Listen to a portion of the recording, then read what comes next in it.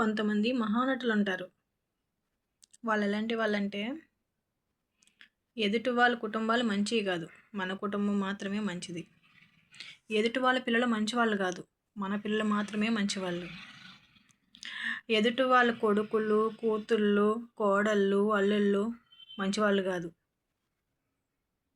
మా కుటుంబంలో కూతుళ్ళు, కోడళ్ళు, అల్లుళ్ళు వాళ్ళే మంచివాళ్ళు. ఏమ్మా! నీ కుటుంబం నీకు గొప్ప కావచ్చు. మన కుటుంబం గురించి మనం ఎప్పుడు మంచిగానే చెప్పుకుంటాం. చెడుగా చెప్పుకోం గదా! అలాగని గతాలను మర్చిపోకూడదు కదా! నువ్వు ఎదుటి కుటుంబం వైపు వేలెత్తి చూపేటప్పుడు, మిగతా 4 వేలు నిన్నే చూపిస్తాయి. నీ కుటుంబంలో ఏం జరిగిందో నువ్వు మర్చిపోయినా జనాలు మర్చిపోరు కదా! మరి వాళ్ళ గురించి కూడా చెప్పుకుంటారు కదా! ఎందుకమ్మా నీకు?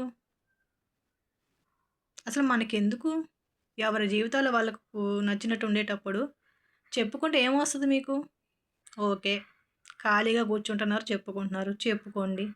చెప్పుకునే ముందు నా కుటుంబంలో ఏం జరిగిందనేది గూడా గతాన్ని గుర్తు చేసుకోవాలి. అవునా కదా?